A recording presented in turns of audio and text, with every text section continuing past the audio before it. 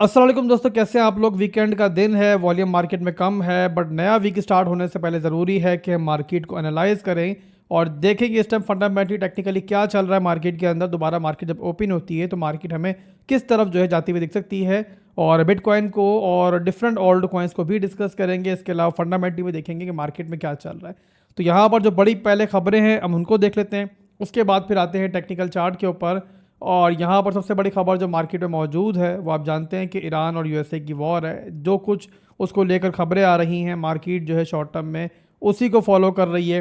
पहले अनाउंस हुआ कि भाई सीज फायर हो चुका है तो मार्केट पंप करी, और उसके बाद फिर मजीद अनाउंस हुआ कि भाई ईरान ने स्ट्रेट ऑफ हॉर्मोज को ओपन कर दिया है लुबनान के अंदर जंगबंदी के बाद। तो बिटकॉइन ने 78 का हाई लगाया, पर उसके फौरी बाद जैसे ईरान ने ऐलान किया कि भाई दोबारा हम स्ट्रेट ऑफ हॉर्मोज को क्लोज कर रहे हैं और एक दो ऑयल टैंकर्स के जहाज़ जो थे उनके ऊपर हमला भी हुआ, तो बिटकॉइन जो है डंप हुआ। और बिटकॉइन अब तक 74,000 की रेंज को रिटेस्ट कर चुका है, जो कि हमारी एक सपोर्ट है। लास्ट वीडियो में डिस्कस भी हमने किया था। इसके अलावा जो अगली अपडेट है अभी के लिए वो ये है कि भाई इस्लामाबाद के अंदर ईरान और यूएसए के मुज़ाकरात जो हैं, जो निगोसिएशंस जो हैं वो दोबारा स्टार्ट होने जा रही हैं। और यहाँ पर यूएसए के सदर ट्रंप ने ऐलान किया है कि उनके जो नुमाइंदे हैं वो ईरान के साथ मुज़ाकरात के लिए कल शाम तक इस्लामाबाद पहुंच जाएंगे। और उसके बाद से ये भी कहा है कि भाई अगर मामले अच्छी तरीके से बढ़ते हैं आगे और सिग्नेचर्स वगैरह करने की ज़रूरत पेश आती है तो शायद वो खुद भी जो है बाद में इस्लामाबाद आ जाएं। तो बहरहाल दोस्तों, कल का दिन और अगले एक दो दिन जो है मार्केट के लिए बड़े इंपॉर्टेंट होंगे। और साफ अल्फाज में इतना समझो कि जो भी खबर आएगी ना इस मीटिंग से वो डायरेक्टली जो है मार्केट पे इम्पैक्ट डाल रही होगी। अच्छी खबर आएगी तो मार्केट उस पर रिएक्ट करेगी, बुरी खबर आएगी तो मार्केट उसके लिहाज से रिएक्ट करेगी। शॉर्ट टर्म के अंदर खास तौर पे जब तक ये सारा मामला ठंडा नहीं हो जाता, आपको जियो पॉलिटिकल सिचुएशन जो भी चल रही होंगी मार्केट जो है उसी को फॉलो करती हुई दिख रही होगी। एनीवेज, यहाँ पर अगली जो बड़ी खबर है वो देख लेते हैं। और ये खबर है दोस्तों रेव डाओ के बारे में। आप जानते हैं कि इस कॉइन की लास्ट डेज के अंदर बड़ी हाइप पैदा हुई हुई थी और काफ़ी मेंबर्स जो ना मुझे बाकायदा मैसेज करके पूछा कि आसिफ भाई इतना पंप कर रहा है, इसमें हमारी एंट्री करवा दें। तो उनको मैंने एक ही बात की थी कि देखो रेव डाओ जो है ना वो इस टाइम एक बहुत ज़्यादा मैनिपुलेटिव कॉइन है और खुल के जो है इसके अंदर इन सारी ट्रेडिंग हो रही है।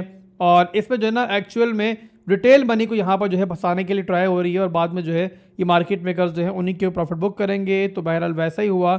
और ये आपके सामने कि रेव डाओ कितनी गंदी तरीके से कोलैप्स हुआ है और रग पुल क्या होता है वो दिखाता है हमें ये ओल्ड कॉइन। और जो रिसेंट बिटकॉइन की बुल मार्केट थी ना दोस्तों, ऐसे ही ओल्ड कॉइन्स की वजह से ये बुल मार्केट जो है बर्बाद हुई है ओल्ड कॉइन्स के लिए। खास तौर पे जो बड़े ओल्ड कॉइन्स थे उनमें उतना पैसा नहीं गया जितना इन शिट कॉइन्स में गया और लोगों ने रातों रात अमीर होने के लिए जो है इनका सहारा लिया। बट एट द एंड इन्होंने गंदी तरीके से लोगों को भी बर्बाद किया और ओवरऑल ओल्ड कॉइन्स के सीजन को भी बर्बाद किया। अब यहाँ पर आप देखो तो दिनों से यहाँ पंप चल रहा था, 1 2 3 4 5 6 7 8 9 दिन मुसलसल जो है रेव कॉइन पंप हुआ है।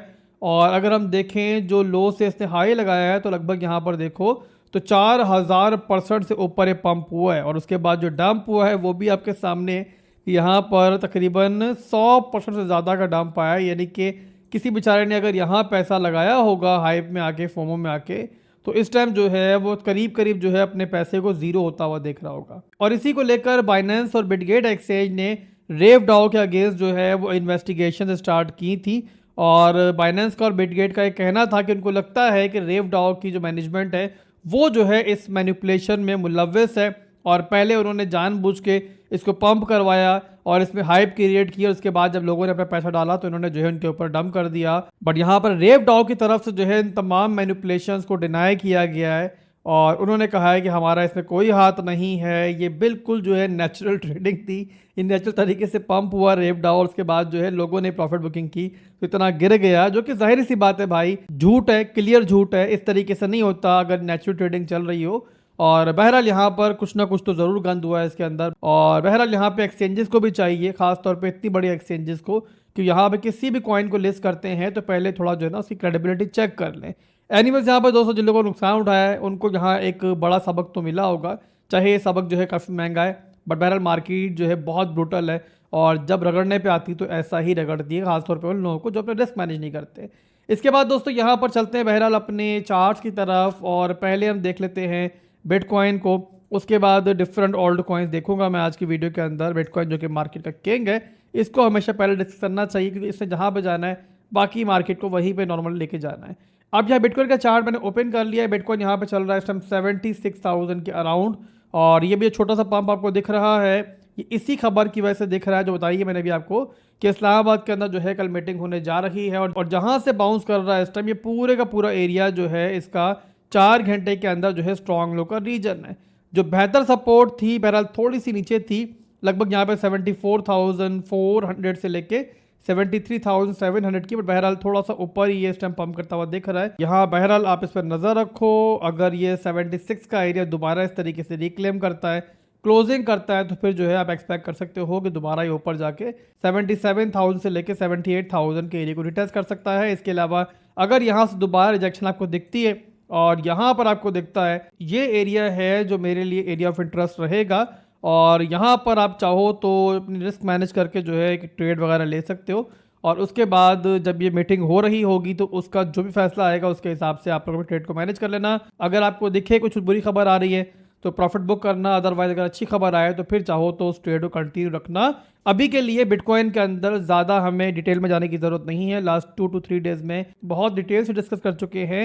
आसान जुबान में इतना समझ लो बस कि बिटकॉइन जब तक इस सपोर्ट को होल्ड कर रहा है, आपकी 73 से लेकर 74 की सपोर्ट को, बिटकॉइन यहाँ पॉजिटिव है। जिस टाइम इसको लूज करता है तो समझ जाना कि बिटकॉइन जो है डेंजर जोन में दाखिल हो चुका है, नेगेटिव फेज में दाखिल हो चुका है। तो ये बिटकॉइन का सिंपली फंडामेंटल टेक्निकल सिनेरियो है। अभी के लिए आप देख रहे हो कि बहरहाल जो बिटकॉइन है वो 76,000 के एरिया को इस टाइम रिक्लेम करता हुआ हमें दिख रहा है। देखना अब ये क्लोजिंग यहाँ पे होती है नहीं होती है। एनीवेज यहाँ पर दोस्तों आगे बढ़ते हैं, और अगला हम ओल्ड कॉइन देखेंगे इथीरियम का। इथीरियम भी 4 घंटे की सपोर्ट में बैठा हुआ था, और बिटकॉइन बाउंस कर रहा है तो ज़्यादा ये भी बाउंस कर रहा होगा। तो बहरहाल बिटकॉइन को इसने फॉलो करना है, बिटकॉइन की मूव के साथ ही आगे बढ़ेगा। अगर बिटकॉइन यहाँ पे 76 से ऊपर मूव करता है तो ये भी ज़्यादा ऊपर जाएगा और अपने लास्ट हाई को रिटेस्ट करेगा। अदरवाइज अगर बिटकॉइन अपनी सपोर्ट पे दोबारा नीचे आया तो ये भी जो है आपको इस एरिया के अराउंड जो है दिख सकता है। बट बहरहाल अभी के लिए बिटकॉइन के साथ ही ये भी बाउंस कर रहा है। इसके अलावा यहाँ पर हम डॉट को देख लेते हैं। आज की वीडियो के अंदर काफ़ी लोग जो है डॉट के बारे में पूछ रहे थे मुझसे कि आसिफ भाई कौन सपोर्ट बनती है इसके अंदर बाउंस के बाद, तो चार्ट मैंने इसका ओपन कर लिया है। डॉट यहाँ पर दोस्तों काफ़ी ज़बरदस्त तरीके से डंप हुआ था, जो इसमें एक हैकिंग हुई थी। एक्चुअल में बहरहाल हैकिंग जो है डॉट की ब्लॉकचेन पे नहीं हुई थी, बट बहरहाल डॉट पे इसका असर पड़ा था और यहाँ पे डॉट डंप हुआ, बट उसके बाद दोबारा इसने बाउंस किया। और अब यहाँ पर देखो डेली के अंदर जो है अपना इसने स्ट्रक्चर ब्रेक किया है, और यहाँ पर एक हाई देने के बाद अब यहाँ पे लो बना रहा है। डॉट की जो मेरे हिसाब से बेहतर सपोर्ट है वो है आपका ये वाला जोन, जो बनता है आपका 1.238 से लेके तकरीबन यहाँ पे 1.218 तक। ये 4 आवर टाइम फ्रेम के अंदर भी और डेली के अंदर भी एक सपोर्ट है। यहाँ पे 4 आवर टाइम फ्रेम का एक ब्रेकर ब्लॉक भी है जो मार्क मैंने किया हुआ है। तो यहाँ बहरहाल जो है डॉट के अंदर एक सपोर्ट जो है अच्छी मुझे दिख रही है, और मोस्ट प्रॉब्ली डॉट जो है इस तरीके से सपोर्ट से बाउंस कर सकता है अगर बिटकॉइन जो है यहाँ पे फिलहाल के लिए कोई गंद नहीं करता। तो बहरहाल ये भी डॉट है, और अभी के लिए स्ट्रक्चर जो है इसका मुझे बेहतर लग रहा है। इसके अलावा हम सोलाना को भी देख लेते हैं, सोलाना के अंदर क्या चल रहा है, और यहीं पे वीडियो क्लोज करेंगे इसके बाद। तो सोलाना भी 4 टाइम फ्रेम में ओपन करता हूँ मैं। तो सोलाना में दोस्तों अपनी सपोर्ट सिस्टम रिटेस्ट करने के बाद बाउंस कर रहा है। मैं आपको 4 घंटे में दिखाता हूँ, यहाँ पे आपको आइडिया होगा। तो बहरहाल यहीं पे देखो तो यहाँ ही दोस्तों अपने ऑर्डर ब्लॉक के एरिया से ये भी इस टाइम बाउंस कर रहा है, और इस टाइम जो है अपनी एक लोकल रेजिस्टेंस को रिटेस्ट कर रहा है 87.00 की। और अगर आपने लास्ट वीडियोस मेरी देखी हैं तो मैंने 2 दिन पहले, मेरा ख्याल है परसों की वीडियो के अंदर शायद, आपको बताया था कि यहाँ पर 2 हमारे पास बाइंग जोन्स हैं, एक ये है सोलाना का और एक ये वाला है। तो बहरहाल सोलाना अपने पहले बाइंग जोन से इस टाइम रिटेस्ट कर रहा है। ऊपर इसने अपने रेजिस्टेंस से रिजेक्शन ली थी, ऊपर क्लोजिंग नहीं कर पाया था $90 के ऊपर, तो यहाँ से रिजेक्ट होकर बहरहाल सपोर्ट की जाने आया है। और ओवरऑल यहाँ पे अगर आपने वीडियो देखी होगी तो मेरा ख्याल है कि आपने छोटा मोटा प्रॉफिट जो है इसके अंदर बनाया होगा। तो अभी कल दोस्तों बस इतना ही था।